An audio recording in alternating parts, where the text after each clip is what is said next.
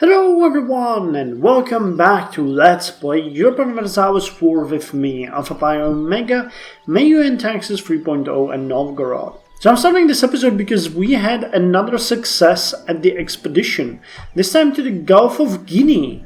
So let's see where that province is. I don't see it. Ah, here it is. Okay, so we got Ambosas. Another port province. Interesting. How many people live there? It's an animist Bakongo province. And we have a bubonic plague spreading. So wait, unrest is 0.6. There's a massive trauma here. We have literally nothing there. And how many people live in this province? 0. Okay, that can't be right. Maybe it needs to establish itself. We'll see. We're finishing the the conversion of Ewe. I'm not entirely sure if one conversion will be enough. We have 126,000 people of the Vodun religion and only 220 of the Orthodox faith. We'll see. And the game is offering us that we start converting the other province. It will take 17 months. I think that the unrest is going to climb up. No, it does not. It still claims nobody lives there. 10,000 peasants, though, live there. Castile is requesting military access from us. Go away.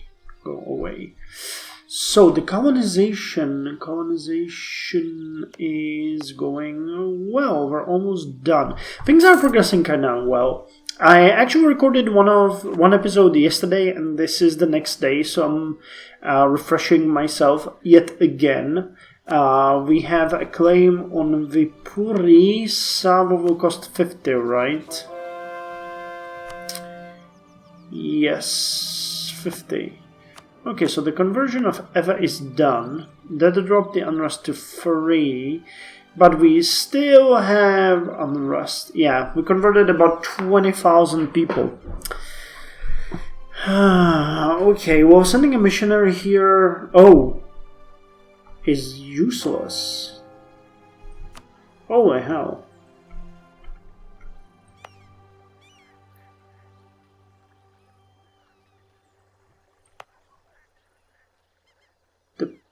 Province is uncolonized.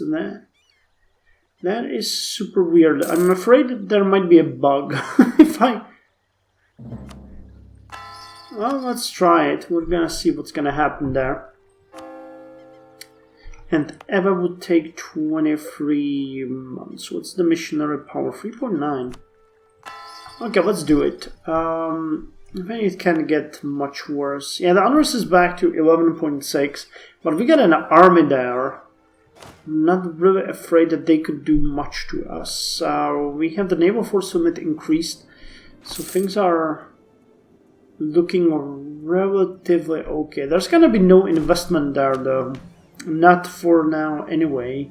What we need to do is improve our situation with the nobility, but there is still no grand celebration available.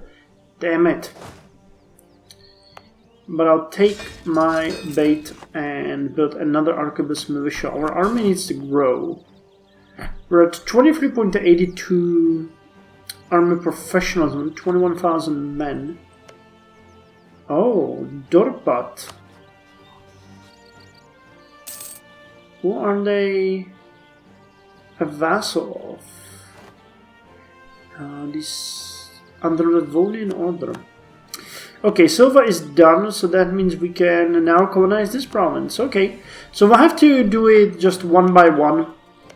But next, there's gonna be a lot of options, so later on we'll be fine. I guess these tundras and wastelands will not cover anytime soon, so that's cool. Maybe when we cross through the field. So you are going there, and what's the autonomy like? Yeah, the autonomy is just gonna go through the roof. Okay, never mind that. Never mind that. Well, I'm happy we get another colonial province. The Russians are spreading around the world. Historical, I don't really think. I'd have to look that up. If there are some Russian historians watching this, please correct me if I'm wrong. But I think that the only rush of colonization was to the east.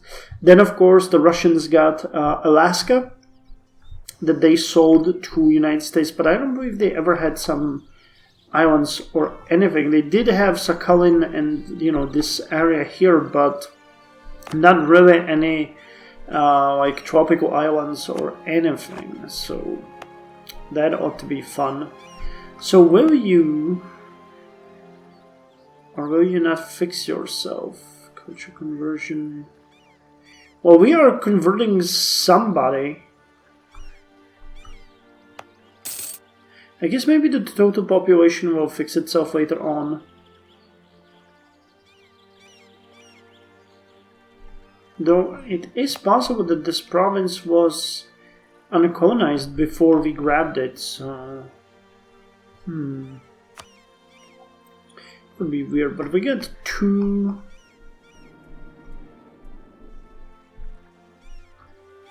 Yeah, I would need 1, 2, 3 extra merchants to connect those provinces to my home territory, which is way easier than it seems. We just need to grow a bit. Oh hey, time to claim another province here, which will be Savo. So yeah, I definitely cemented my thoughts on wanting these 3 provinces. I really want the Gulf of Finland to be safe, so that's gonna be our primary target. Though I will not get into war with Sweden unless they provoke me, which they did many times before, but still, you know. We're still a republic, we're still a relatively peaceful republic, if you can say that. So we'll see how that's gonna go. And what are you guys up for? Kipchak separatists. Okay. It's October 1507, and a number of things are happening. First of all, we can take the next technology level called early tertios. So let's do that. We're a bit ahead of time, which is good.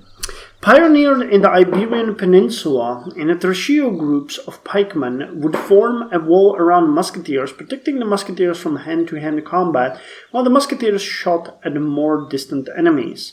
The combination was so effective that it would dominate the battlefield of Europe for generations. Line morale increased by 0.25 and cavalry shock increased by 0.4, which I actually don't understand how that works, but okay. We can... I think... No, I don't think we can afford it still. It costs like 300 gold. Yeah, 314 gold, so we need to wait a bit more before we can hold the grand celebration. The freaking nobles, man, and their demands for gold. We're building up the spy network in Sweden, which is good, and I wanted to show you something. The casual literacy is spreading fairly nicely, though... You know, it's spreading in our territory, but the... Wow, this hurts my eyes. But only Veliki Novgorod has adopted it. The rest... Oh no, there's 95% here, 53. 53, okay, so some provinces will get it very soon. 69. 5, 66.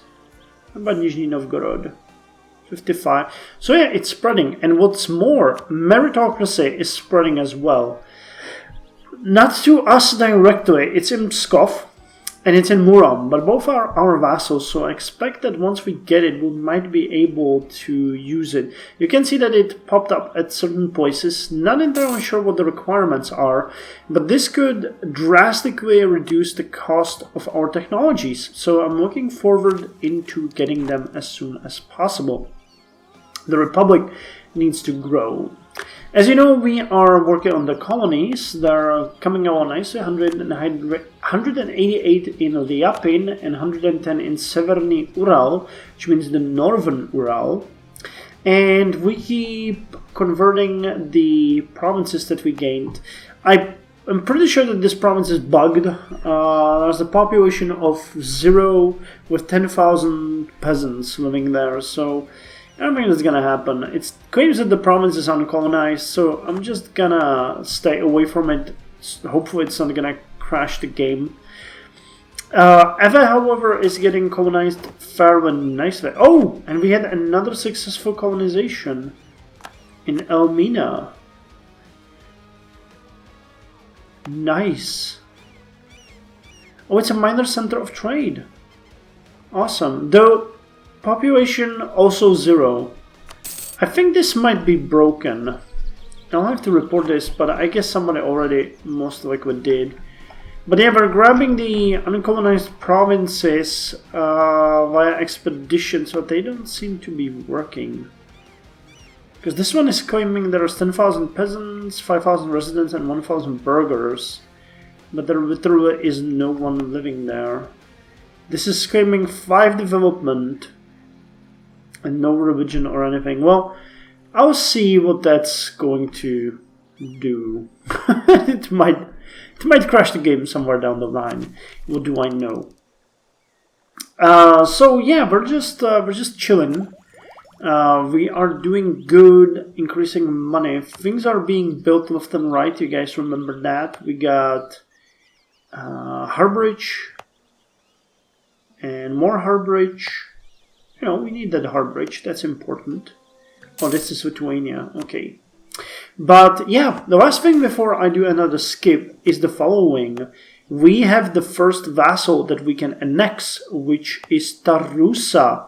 They have recognized our superiority and will thus gladly become our part. So I'm going to annex them. It's gonna cost a bit of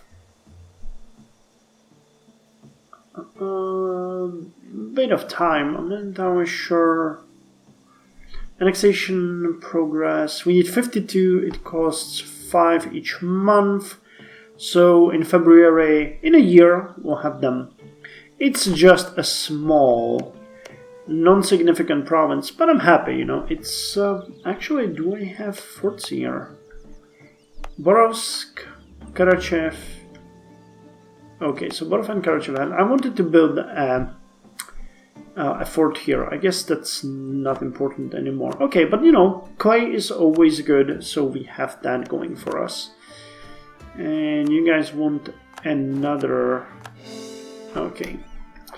And we get a merchant. So I'm gonna slowly try to connect my provinces to our trade network. So we are present here in... What is this? North Sea. So I think we need Northwest Atlantic.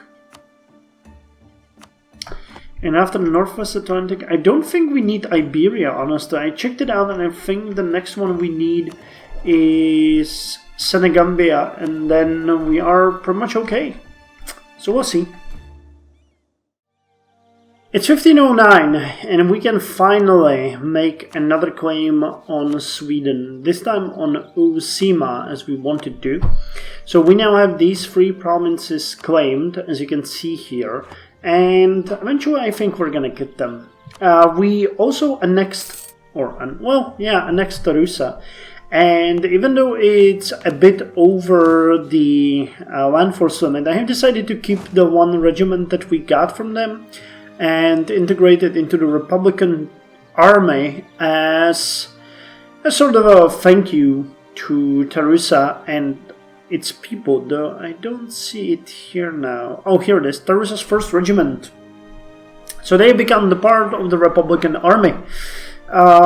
We have converted the province down here, as you can see, and we are working on Eve still. I don't know how much of a difference it's going to be in the next chunk. Maybe another 20,000. That would put us to 4-1. Wait, 80 to 2-1. You know, Vodun to Orthodox. But we'll see. You know, we'll see.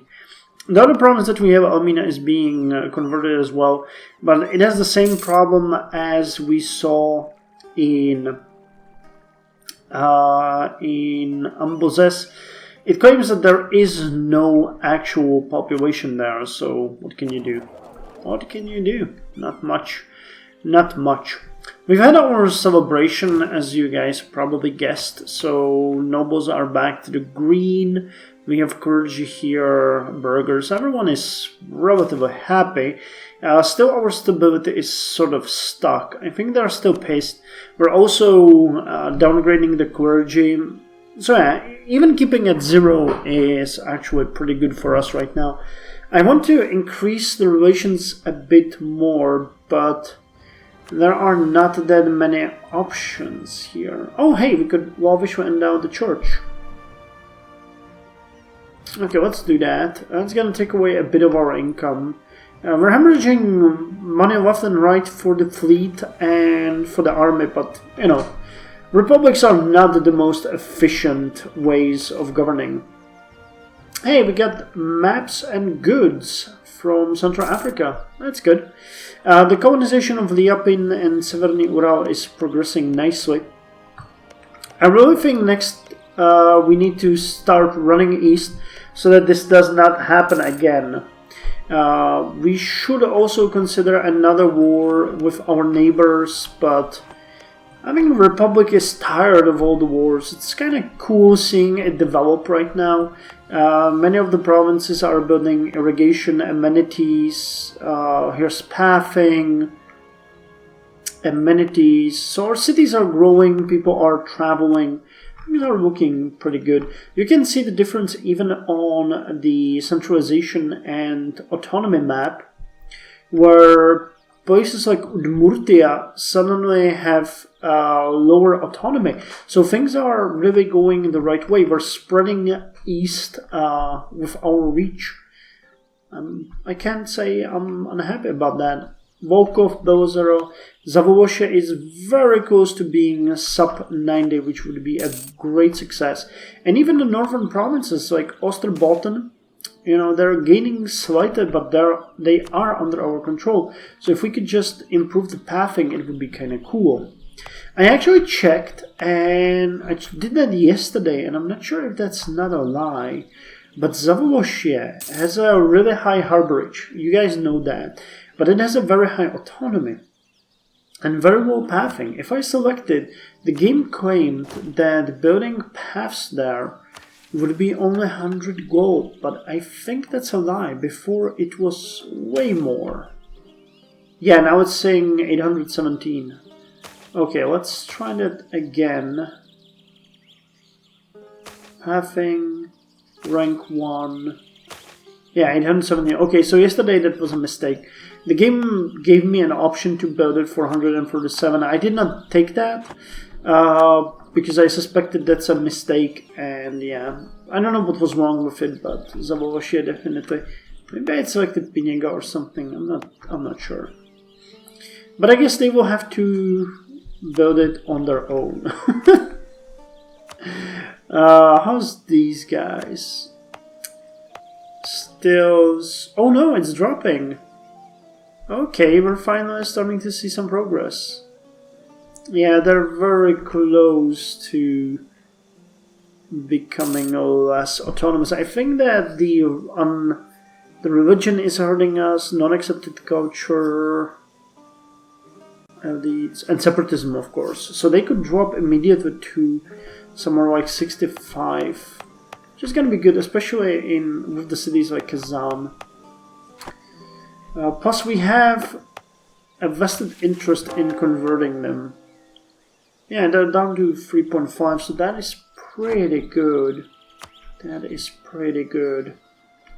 Let's look around the world now. Before I end the episode and start the next one, I wanted to show you a couple of things. So England has gotten parts of Norway. By the way, think of this as the world without events. It's interesting to see how much of a role the events play in the world development. There is actually no lucky nations. I turned those off as usual. So this is really just flat out chance and starting situation. So England is now conquering Scotland, and it got parts of Norway, which I never saw before. I also never saw Pomerania grow like this. I'm pretty sure they might... No, they don't even have any valuable provinces. It's just they were lucky. Look at this. That's their capital. Do they have no? Hamburg and Lübeck are independent, it seems. No, okay. Hamburg is part of Pomerania, but it never really grown.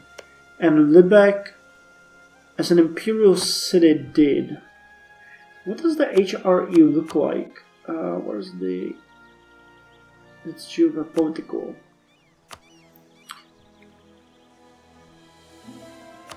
Yeah, Pomerania did not add... Okay, I don't think it can add those. That's true, I forgot about that. But yeah, look at that, Pomerania. Norway, Sweden, Denmark is gone.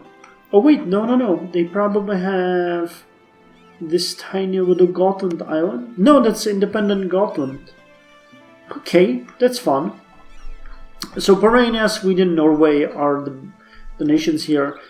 We still have the Livonian order. We got... Oh, Viek. I never saw this before. And the Teutonic order is gone, isn't it? No, they're still here. Small, but still here. There's independent Danzig too. France has not united, but they are now doing good in a war against Aquitaine. So it seems like they might finally move up in the world. Burgundy is independent and strong. We can see Milan doing good. We can see Florence doing good. Naples doing great and Aragon doing great. No, I guess maybe there are a chain of events that makes Spain attack Portugal, but that's historically not entirely true. There was a war.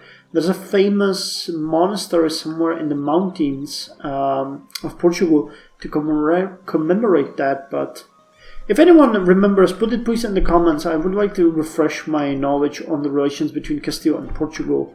Fez is a beast. This entire part is theirs. There's Mali, Ijo. We're starting to see Congo. And holy hell, Castile is active when it comes to colonizing. We see the Mamluks here. The Turkish Empire has grown. They finally went east as well. But for some reason, the Knights are still there. Do they have the alliance? No, they're allied with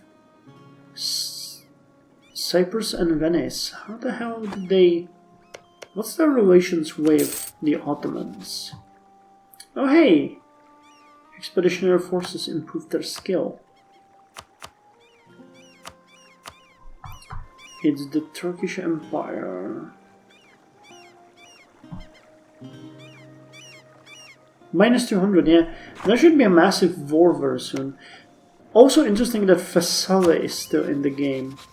The junior partner of Naples. Okay, so that makes sense. Naples would help them, but I think that the Ottomans or Turkish Empire is still too strong now to, be stopped. Austria blobbed. Bohemia annexed some of their vassals. Hungary is still strong. Crimea, Golden Horde. You can see Jailorids doing great. Timurids just fell apart. There's a nation that I don't recall ever seeing a Sarbadar here. So that's something. There's a Grey Horde which you rarely see in the game. Zughar, Moghulistan, Hindustan. We don't see much of India yet. Well, we see the northern part. Bengal, but I don't know what's going on down there. And China is fractured again. There's Ming, there's Han, Zhou. Korea is doing good. There's Jin here. We're gonna get Japan soon. We don't see anything of the New World though. So it's kinda daunting. So I guess that's all for now. Yes, we have reached 22, so now we're getting a decent amount of money. I'm just gonna continue doving this. I'm happy with how it is. We need to annex our vassals when we can. The annexations are going fairly decently. We got 10 out of 14 or 15 with Murom. We got 17 out of 22 with Pskov. Pskov is going to be good. If you remember, there's a very strong fort here that I'm going to develop. And we need to upgrade it to a modern castle. It's going to provide a buffer for us. And Ostrov's not going to be bad either. So, yeah, that's going to be... And their autonomy is going to be very low. Luga has decent pathing, and they do as well. So their autonomy will be fairly low, and it's going to help. And it's going to open us way into the Catholic world. Because I believe, yeah, then we have the Catholics. And what is this? Oh yeah, it's the Ramava religion. Okay, so anyway, thank you for joining me, and I'll see you in the next episode.